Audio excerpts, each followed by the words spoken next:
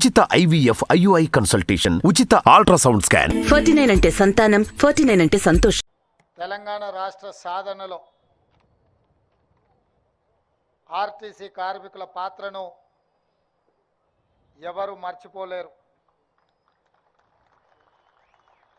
ఆనాడు రాజకీయ పార్టీలు రాష్ట్ర సాధనలో వెనకడుగు వేసినప్పుడు, రాజకీయ పార్టీల వల్ల తెలంగాణ రాష్ట్ర సాధన సాధ్యం కాదు అని ఆలోచన చేసినప్పుడు ప్రొఫెసర్ కోదండరాం గారిని పొలిటికల్ జేఏసీ చైర్మన్గా నియమించి వారి నేతృత్వంలో సకల జనుల సమ్మెకు పిలుపునిచ్చి ఆనాడు ఆ పిలుపుని అందుకొని వేలాది మంది ఆర్టీసీ కార్మికులు ఉద్యమం బాటలో నడిచి రాష్ట్రం నలుమూలల రవాణా సౌకర్యాన్ని స్తంభింపజేసి మీతో పాటు సింగరేణి కార్మికులు, విద్యుత్ కార్మికులు, కుల సంఘాలు, తెలంగాణ సమాజమంతా అండగా నిలబడి ఆనాడు తెలంగాణ రాష్ట్ర సాధనలో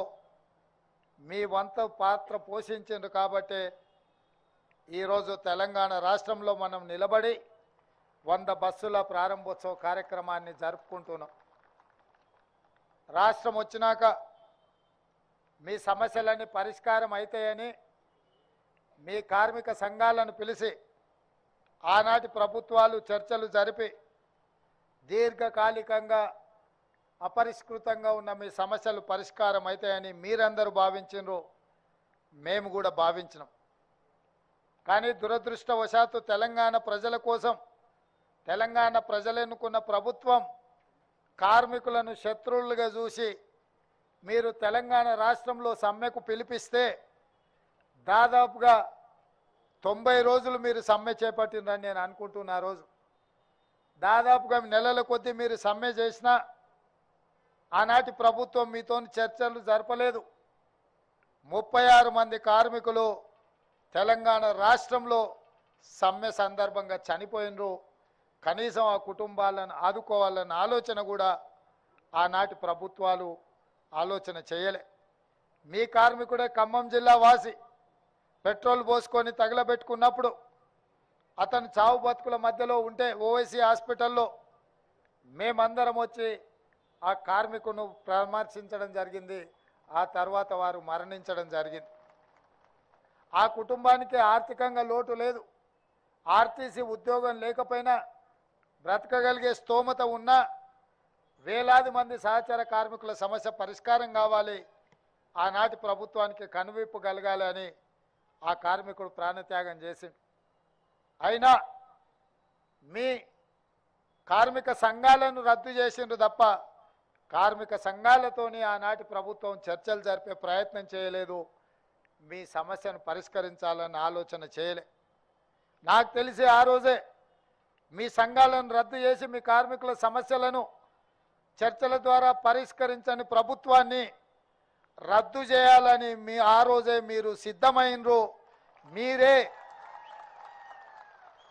మీరే ఆనాటి నుంచి ఆనాటి ప్రభుత్వాన్ని రద్దు చేయడానికి బ్రాండ్ అంబాసిడర్లుగా మారి బస్సు ఎక్కిన వాళ్ళను, బస్సు దిగిన వాళ్ళను ప్రతి ఒక్కరిని ఇక ఏమాత్రం ఆనాటి ప్రభుత్వాన్ని క్షమించకూడదు అని చెప్పి ప్రతి ఒక్క ప్రయాణికుడికి చెప్పి ఈరోజు ప్రజాపాలన రావడానికి, కాంగ్రెస్ ప్రభుత్వం ఏర్పడడానికి మీరు అత్యంత ముఖ్యమైన పాత్ర పోషించారు అని చెప్పి పిసిసి అధ్యక్షుడిగా, ఈ రాష్ట్ర ముఖ్యమంత్రిగా ఈ వేదిక మీద నుంచి నేను చెప్పదలుచుకున్నా.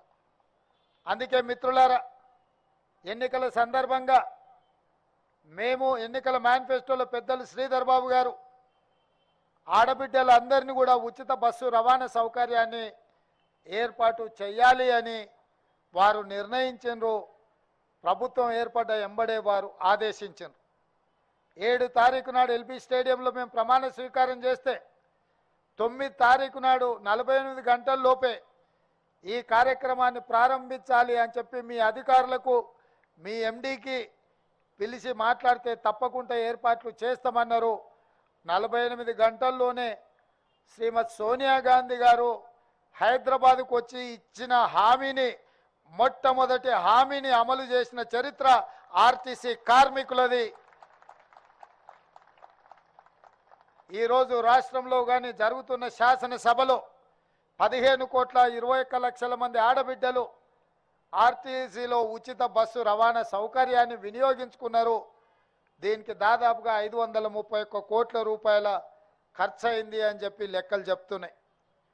రవాణా ఏర్పాట్లు అమలు చేసింది మీరైతే మీకు అవసరమైన నిధులు బట్టి విక్రమార్క గారు ఈ సంస్థ లాభాలలో నడవాలి, కార్మికుల జీత భత్యాలు 1వ తారీఖున వాళ్ళ ఖాతాలో పడాలి అన్న ఆలోచనతోటి ఇతరత్ర ఖర్చులను తగ్గించుకొని దుబారా లేకుండా నిజమైన అవసరాలను దృష్టిలో పెట్టుకొని ఒక కుటుంబ పెద్దలాగా తమకు వచ్చే ఆదాయాన్ని పొదుపుగా అవసరాలకు వినియోగించుకునే విధంగా బాధ్యతాయుతంగా ఆర్థిక మంత్రిగా వారు కార్మికుల ఖాతాలో ఆ నగదు వేయడం జరుగుతుంది. ఇవాళ మనస్ఫూర్తిగా నేను వారిని అభినందిస్తున్నా. తెలంగాణ రాష్ట్రంలో కాంగ్రెస్ ప్రభుత్వం ఏర్పడ్డ తర్వాత మొట్టమొదటి బడ్జెట్ని ఈరోజు శాసనసభలో ప్రవేశపెట్టిండు. వాస్తవాల ప్రాతిపదికన నిజమైన అంకెలతో ఈరోజు బడ్జెట్ను ప్రవేశపెట్టిండు. గత ప్రభుత్వం గత సంవత్సరం 2,90,000 కోట్ల రూపాయల అంచనాతో బడ్జెట్ ప్రవేశపెట్టింది. అధికారులతో మాట్లాడితే ఈసారి 3,50,000 కోట్లతోని అంచనాలు తీసుకొచ్చి ఆర్థిక మంత్రి గారికి చూపించారు. వారు అడిగినరు, ఇది వాస్తవ రూపం దాలుస్తుందా, ఇది నిజమేనా అని. లేదు సార్, ఇది వాస్తవ రూపం దాల్చదు, ఇది అబద్ధమని అధికారులు వారికి చెప్పిండ్రు. మరి అబద్ధాలను నాతో ఎందుకు చెప్పిస్తున్నారు అని అడిగితే గత 10 సంవత్సరాల నుంచి ఇదే అలవాటు అయింది సార్, ఆ అలవాటుతో మళ్ళీ మీతో కూడా అబద్ధాలు చెప్పిద్దామని వస్తే వాళ్ళు వచ్చిండ్రు. అప్పుడు బట్టి విక్రమార్క గారు చెప్పారు, నిజమైన అంకెలు తీసుకురండి, నిజమైన సంఖ్యనే నేను శాసనసభలో పెడతా అని వారు చెప్తే లెక్కంతా నికరంగా తేలింది 2,75,000 కోట్ల 891 కోట్ల రూపాయలు లెక్క తేలింది.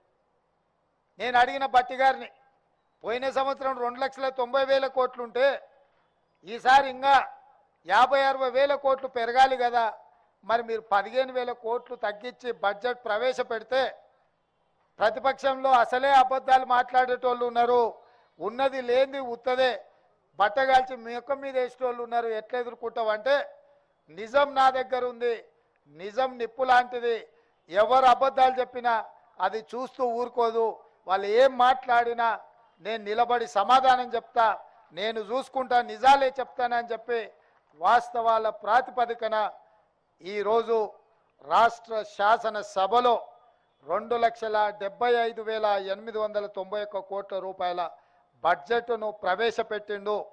ఆదాయం తగ్గిన మీకు ఇవ్వాల్సిన నిధులను మాత్రం ఆపలేదు.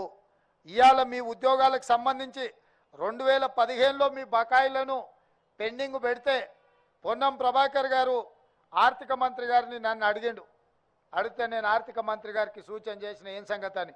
లేదు, 100% వాళ్ళకి ఇవ్వాల్సిందే, 280 కోట్ల రూపాయలు ఇవ్వాలా, మీకోసం బట్టి విక్రమార్క గారు విడుదల చేస్తున్నారు, పెద్ద ఎత్తున వారిని చప్పట్లతోని గౌరవించండి. ఎందుకంటే మళ్ళీ ఏమన్నా మనసు మార్చుకున్నాడు అంటే లేనిపోని పని అవుతుంది. పెత్తనం నా దగ్గర ఉన్నా తాళం చేయి బట్టన దగ్గర ఉంది నగదుకు, నేనైనా బట్టి గారికి చెప్పాల్సిందే. కాబట్టి మిత్రులారా, ఈరోజు నేను ఒక్కటే మాట చెప్పదలుచుకున్నా. ఎందుకు ఇన్ని వివరాలు చెప్పినా అంటే, మనం రోజు చికెన్ మటన్ తిని ఆరోగ్యం దెబ్బతింటే డాక్టర్ దగ్గరికి వెళ్ళి పథ్యం పాటించమని చెప్తాడు. అప్పుడు ఏమవుతుంది, మార్చిన కారంతో తినాల్సి వస్తుంది కొంతకాలం. మార్చిన కారంతో తింటే మనకు నష్టం లేదు, ఆరోగ్యం కుదుటపడుతుంది. గత 10 సంవత్సరాలు అబద్ధాల పేరు మీద 1,000 కోట్ల రూపాయల నిధులు కేటాయించినట్టు కాగితాల మీద చూపించి అబద్ధ ప్రచారాలు చేసి ప్రజల్ని నమ్మించి నట్టేట గత ప్రభుత్వం ముంచితే నిజం నిష్ఠూర్కమైన పర్వాలేదు, నిజం ఈరోజు నేను చెప్తే మిగతా 364 రోజులు ప్రశాంతంగా పరిపాలన చేయగలుగుతాం. ఒక్కరోజు సంతోష పెట్టడానికి అబద్ధం చెప్తే 364 రోజులు అబద్ధాలు చెప్పుకుంటూ బతకాల్సి వస్తుందని మా బట్టి గారు మాట్లాడినరు. మా భట్టి గారు మాట్లాడిన దాంట్లో వాస్తవం ఉందని నాకు అనిపించింది. అందుకే రాష్ట్ర ప్రజలు ఈ వాస్తవిక బడ్జెట్ను అర్థం చేసుకొని నిజంగా ఎవరికి నిధులు కేటాయిస్తే వాళ్ళకు 100% నిధులు చేరే విధంగా మా పరిపాలన ఉంటుంది, మా నిర్ణయాలు ఉంటాయి. ఖచ్చితంగా ఈ ప్రభుత్వం మాట చెప్తే మాట నిలబెట్టుకుంటుంది. అందుకే మహిళలకు ఉచిత బస్సు రవాణా సౌకర్యం కల్పిస్తే ఈరోజు ప్రతిరోజు 13 కోట్ల రూపాయలు దాదాపుగా ప్రభుత్వం మీద భారం పడుతుంది. ప్రతి నెల తిరిగితే దాదాపుగా 300 నుంచి 400 కోట్ల రూపాయలు ఈరోజు రాష్ట్ర ప్రభుత్వం ఆర్టీసీ సంస్థకు చెల్లిస్తున్నది. అంటే ఈరోజు ఆర్టీసీ సంస్థ నష్టాలలో ఉండి ఆక్యుపెన్సీ తగ్గిపోయి కార్మికుల జీత భత్యాలు ఇవ్వలేని పరిస్థితుల్లో ఉంది అని చాలామంది మాట్లాడుకుంటున్న సందర్భంలో ఈ పథకం ఆడబిడ్డలకు మీ బస్సులో ఉచిత రవాణా సౌకర్యం మీ సంస్థ బలోపేతం కావడానికి, మీ సంస్థ ఆర్థికంగా నిలదొక్కుకోవడానికి ఉపయోగపడ్డది. దానికి మా ప్రభుత్వం పూర్తిగా అండగా నిలబడాలన్న ఆలోచన చేసింది. ఈ 100 బస్సులే కాదు, ఈరోజు సమ్మక్క సారలమ్మ జాతరకు మా సీతక్క అందరిని ఆహ్వానించింది. రాష్ట్రం నలుమూలలో ఉన్న ఆడబిడ్డలందరూ కూడా అక్కడ సమ్మక్క సారలమ్మ జాతరకి వెళ్తే ఇబ్బంది జరగొద్దని ఇలా 100 బస్సులు కొత్తవి అదనంగా ఈరోజు తీసుకోవడం జరిగింది. శ్రీశైలం పుణ్యక్షేత్రం పోవడానికి కూడా 10 బస్సులు పెట్టడం జరిగింది. అదేవిధంగా సజ్జనార్ గారు ఇంకా 1300 పైచిలకు బస్సులు కొత్తవి కొనాలి, వాటికి కూడా ప్రభుత్వం వైపు నుంచి సహకారం ఉండాలి అన్నారు. తప్పకుండా పెద్దలు భట్టి విక్రమార్క గారు ఈ విషయాన్ని కూడా పరిగణలోకి తీసుకొని ఆర్టీసీ సంస్థలో వందలాది కొత్త బస్సులను కొనుగోలు చేయడానికి వారు మీకు అండగా నిలబడతారు.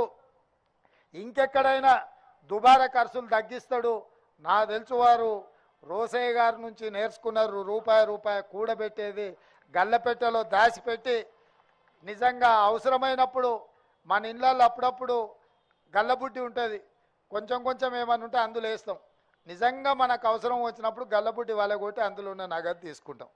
ఓసారి దేవునికి ముడుపులు చెల్లించడానికే వాడతాం, ఇంకొకసారి ఏదైనా వైద్యానికి అత్యవసరం అయితే వాడుకుంటాం. అట్లనే భట్టి గారు కూడా వారి గల్లపెట్టే జాగ్రత్తగా పొదుపుగా అన్నీ దాసి మనందరి అవసరాలకు అవసరమైన మేరకు వారి సహకారం అందిస్తారు. మళ్ళొక్కసారి ఆర్టీసీ కార్మికులకు వాళ్ళ కుటుంబాలకు ఈరోజు మా ప్రభుత్వం అధికారంలో ఉంది. ఇవాళ రేవంత్ రెడ్డి అనే మీ నాయకుడు ముఖ్యమంత్రికి ఇక్కడ నిలబడి మాట్లాడుతున్నాడంటే మీ ఆశీర్వాదం, మీ అభిమానం ఉంది. ఇది భవిష్యత్తులో కూడా ఉండాలి.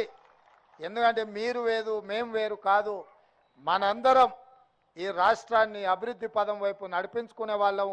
మీరందరూ చిన్న ఏమైనా సమస్యలు వచ్చినా మా దృష్టికి తీసుకురండి, వాటిని పరిష్కరిస్తాం. మా మంత్రివర్గం అంతా కూడా అందుబాటులో ఉంటుంది. నేను కూడా 24 గంటల్లో 18 గంటలు ప్రతిరోజు పని చేస్తూనే ఉన్నా. వయసు ఉంది, ఓపిక ఉంది, మీ సమస్యల్ని పరిష్కరించే శక్తి ఉంది, చిత్తశుద్ధి ఉంది.